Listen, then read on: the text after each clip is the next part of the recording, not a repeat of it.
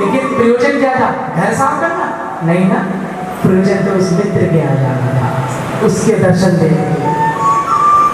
तो जैसे वहां धूल जुटाते हैं ना, भाई इतना बंद मकान जाले धूल उड़ेंगी, तो ठाकुर जी को वही कलम भी लगा आगे की कथा सुनी थोड़ा सा। तो प्रयोजन क्या था? रिश्तेदार से मिलना, प्रेम जिसे हम करते हैं। ऐसे ठाकुर जी राक्षसों को तो वो एक पैकेट में बैठे ही संकल्प मात्र से मार रहे हैं, बैठे बैठे उद्धार करना। लेकिन उनका बस से इस वजह से आते हैं कि जिससे कितने कई जन्मों के ऋषि मुनि तपस्या कर रहे हैं, माला जप कर रहे हैं, उन्हें भी तो दे रहे हैं ना दर्शन, वो भी तो चाह रहे हैं कृष्ण दर्शन की लालसा। इसलिए सुबह हुई, रथ में तैयार हुए, जाने लगे, बहुत रोए। कहा जाता है जब तक प्रतीक्षा करते रहे, जब तक रथ जब तक दिखाई दिया तब तक क्या आएंगे, हमारे मुड़ जाएंगे पीछे। धूल भी जब दिखाई देनी बंद हो गई रथ की, तब जाके सब मूर्छित हो गए एक साथ, रोने लगे। यहाँ ठाकुर जी इस भागवत जी के माध्यम से विरह का कि कैसा विरह की शोक बता रहे हैं कि विरह का क्या होता है। विरह सिखा रहे हैं कि किस तरीके से रहना चाहिए यदि विरह हो जाए तो। वही हुआ, सब विरह में फंसा। वहां पहुंचे मथुरा में, क्या होता है मथुरा, हम सब जानते हैं। देवकी जी से मिले, वहां पर रोते वो भी परेशान थे, वो भी कोई खुश नहीं थे मथुरा जी जाते। देवकी जी से मिले, देवकी जी से मिलने के बाद उन्होंने सोचा कि भूख लग रही होगी, बड़े दिनों बाद मिले देवकी जी से ठाकुर जी, और वहां मिलकर भोजन लगाया। भोजन में माखन भी रखा, और माखन ले आके उद्धव जी से कहा कि अपने मित्र को खिलाओ। और ठाकुर जी ने जब ही भोजन में माखन देखा तो कहा कि याद आ गई वहीं यशोदा जी की। रोने लगे उस माखन को देखकर। सभी देख रहे क्या हो गया, देवी जी ने कहा मुझसे कोई अपराध हो गया क्या? तब ठाकुर जी क्या कहा, आपसे कोई अपराध नहीं हुआ, लेकिन माँ मैं एक बात कह देता हूँ, कभी भी मेरी भोजन की थाली में माखन मत रखना, और यदि मैं माखन पाऊंगा तो यशोदा जी से खाऊंगा, नहीं तो किसी से नहीं। और यही हुआ, 100 वर्ष बाद मिलना हुआ यशोदा जी से, मन सबसे 100 वर्ष बाद चले तो गए। इधर सबकी हालत बुरी, उद्धव जी को ज्ञान नहीं था। उद्धव जी कहते अरे तुम बहुत मोही हो, तुम क्यों रोते रहते हो उनके लिए, बहुत मोही। उद्धव जी कहते तब ठाकुर जी को उद्धव जी को ज्ञान कराना था। और क्या हुआ, बड़े सुंदर रूप में पत्र लिखा, उद्धव जी के हाथ भेजा, और भेजकर गोपियों ने देखा अरे उद्धव जी का अरे पत्र आए, हमारे ठाकुर का, हमें ठाकुर ने याद किया, पत्र भेजा, दिखाओ। देखा पत्र के चीथड़े हो जाती है, टुकड़े टुकड़े कर दिए, और एक एक निपट के रोती, एक एक कान मेरे ठाकुर, कान मेरे ठाकुर। वो कहते अरे कैसे पागल जैसा व्यवहार कर रही हो, मैं इतनी दूर से पत्र लाया, तुमने टुकड़े टुकड़े कर दिए, तुम्हें योग का ज्ञान नहीं, कोई ज्ञान नहीं है क्या? और क्या हुआ, योग ज्ञान की महिमा बांटने लगे, और बांटते, लेकिन वो तो भक्ति से परे थी, और भक्ति से परे कौन हो सकता है? बड़ी सुंदर भक्ति है। बस थोड़ा समय करके एकदम आगे नहीं, आराम से करिए, नहीं तो सब नाराज हो जाएंगी। बड़ा रस आ रहा है सबको, आप अपना प्रसंग जारी रखें। तो अब यही हुआ, रोज थोड़ी मिलेगा। क्या हुआ,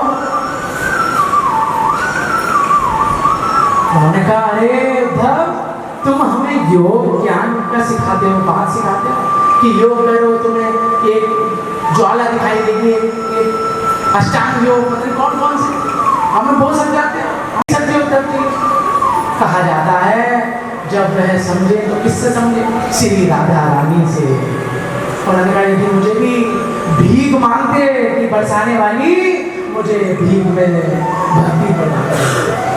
बड़ी सुंदर लीला है ऐसी कि कहा गया है कि 16,100 पटरानियां थी ना ठाकुर जी की। तो एक बार यमुना जी के घूम रहे थे, जब ठाकुर जी ने लीला समेट ली थी, अर्जुन जी को सौंप दी, तो उन्हें ध्यान रखना 16,000 भ्रमण कर रही थी, दुखी थी ठाकुर जी के बिना। लेकिन यमुना जी को देखा, अरे ये तो बड़ी खुश दिखाई दे रही है पर्सन, हम भी तो पूछे।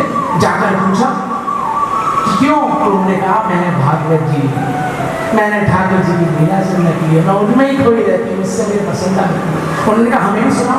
उन्होंने कहा सुनना चाहती हो? तो कहा जाता है उद्धव जी जो आज भी लता पता बने हुए हैं, कहाँ? उद्धव प्यारी कुसुम सरोवर के पास नारद कुंड के सामने, आज भी दर्शन देंगे कभी वृंदावन जा, लता पता रूप में आज भी। और कहा जाता है वहां गई 16,000 रानियां, अर्जुन भी गए, परीक्षित जी के साथ में पुकारा। कैसे पुकारा? आइए हम भी 2 मिनट पुकारे और फिर श्री रुक्मिणी विवाह की ओर बढ़ेंगे। कैसे पुकारा? बड़े सुंदर रूप में पुकारा। वह कहने लगे, श्री जब ज्ञान प्राप्त करना था उद्धव जी को तो पुकारा, और इधर 16,000 रानियों ने पुकारा उद्धव जी के, जिससे उद्धव जी लता पता से बनकर जागृत रूप में आए और हमें ज्ञान दें। तो क्या पुकारा? राधे गोविंद, राधे गोविंद, राधे गोविंद, गोविंद राधे, राधे गोविंद, गोविंद राधे।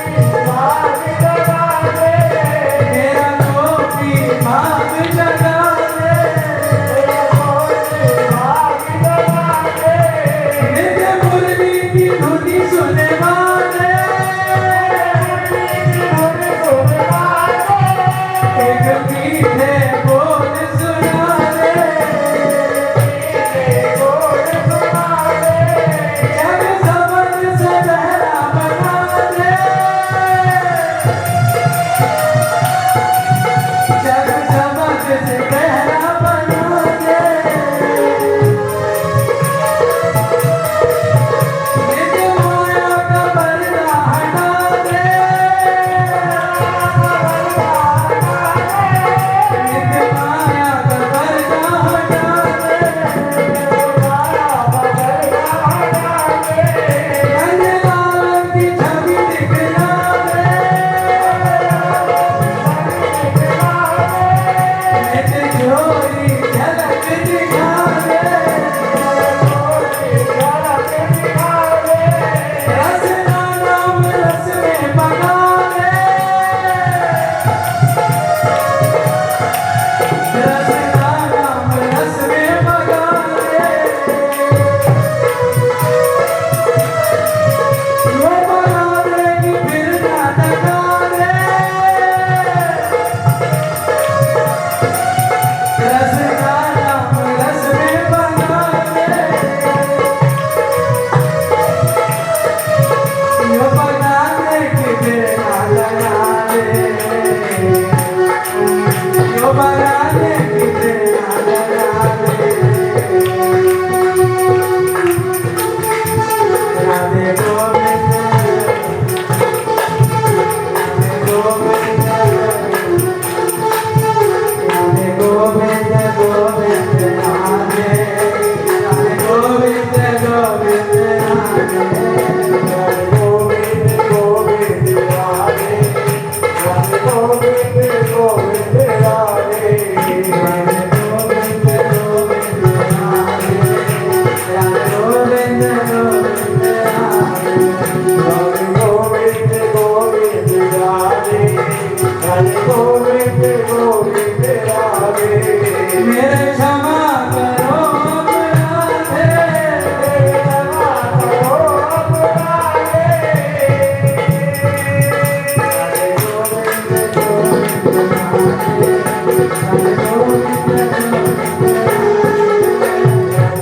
गोविंद गोविंद राधे, राधे गोविंद गोविंद राधे, राधे गोविंद गोविंद राधे, इस प्रकार बड़े ही सुंदर रूप में क्या हुआ,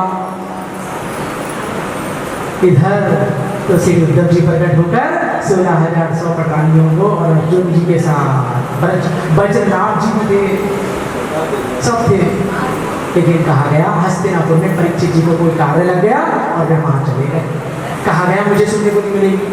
तो उस टाइम उद्धव जी क्या बोले, उद्धव जी बोले भैया कोई बात नहीं तुम चले जाओ, लेकिन जब तुम्हें कोई भागवत जी सुनाएगा, परीक्षित जी से बोले, तो हमसे भी जोरदार सुनाएगा। कौन सुनाएंगे, श्री सुखदेव। यह कहकर परीक्षित जी अपने चले गए और इधर उद्धव जी ने 16,100 पटानियों को श्री भागवत जी अमृत करना सुनाया, और उधर श्री उद्धव जी को श्री राधा रानी से कि भीख मांग के मुझे भक्ति प्रदान करो, और वो भक्ति माता रानी ने प्रदान की। रोते रोते पहुंचे मथुरा, पहले तो कहते थे मोही हो ठाकुर जी से, जाकर क्या कहते हैं, कन्हैया तुम बहुत निर्मोही हो, क्यों तुम ऐसे भक्तों को अपने अकेला छोड़ दिया जो तुम्हारे लिए रात दिन रो रहे हैं, खाना पीना छोड़ दिया है। ऐसी सुंदर लीला श्री ठाकुर जी ने की। इधर बड़े ही सुंदर रूप में हम सब जानते हैं कि ठाकुर जी मथुरा पहुंचे थे, वहां पर सबने स्वागत किया और सर्वप्रथम कंस के यहाँ पहुंचे, वहां पर जाकर सर्वप्रथम उस धोबी से मिले जिसने त्रेता युग में दुर्विचार रखे थे, जाते ही पहले उसके तमाचा मारा, उसका उद्धार किया। अब भी उसकी योगी नहीं बदली, उस धोबी का तमाचा मारकर उद्धार किया। उधर सुदामा माली का उद्धार किया, और उधर एक उपजा जो कुबड़ी थी, कौन थी, शूर्पणखा, शंकर जी से प्रार्थना की थी, तपस्या की थी, तब शंकर जी ने कहा था ठाकुर जी आएंगे द्वापर में तब तुम्हें सही करेंगे।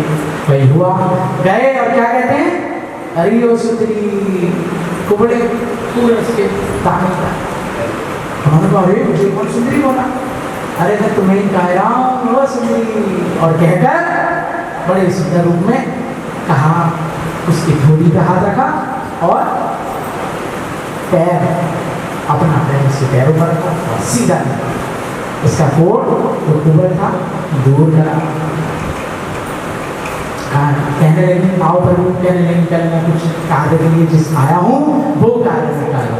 आगे बढ़े, श्री परशुराम जी का धनुष तोड़ा।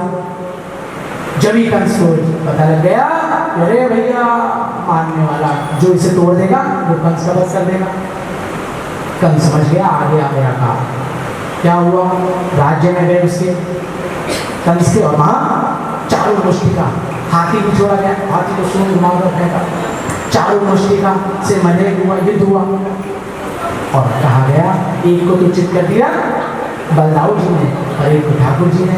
कंस जो कि सिंहासन पर बैठा था, पीछे के रास्ते से भाग रहा था, चोरी चोरी भाग रहा था कि ये छलांग लगाई ठाकुर जी ने और बाल पकड़ लिए। जय, और उस दिन की बात कहने लगा जब देवकी जी के बाल पकड़े थे, तो मेरी माँ के ऐसे तो पकड़े थे ना, आज दिखाता हूँ देख। और वही हुआ, सिंहासन से गिरा दिया और पूरे मथुरा मंडल, पूरे भारत वर्ष का भार एक मुष्टि का बनाकर उसके हृदय में दे मारी।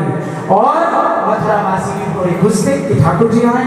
तो क्या हुआ, उन्होंने भी छोटा सा गाया। क्या गाया, वो भी बड़े खुश थे भैया। क्या गाया,